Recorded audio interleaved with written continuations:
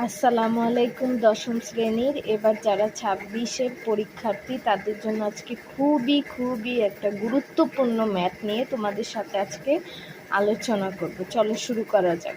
প্রথমে a = p⁴ + 1/p⁴ দেওয়া আছে এবং b = 3 + 2√2 দেওয়া আছে। এখন আমাদের প্রশ্নতে বলেছে উৎপাদকে বিশ্লেষণ করো।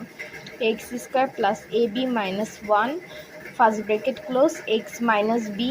এখন আমরা ax² যা আছে তা বসবে প্লাস যা আছে তা।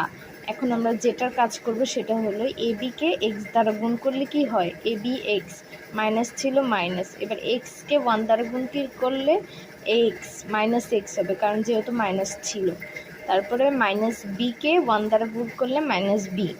এবার দুইটা আছে ax, একটা কমন নেব ax, তাহলে থাকে কয়টা আর একটা ax। এবার a কাটা গেলে কে থাকে b, -1 দ্বারা গুণ করলে x, মাইনাসে প্লাস b।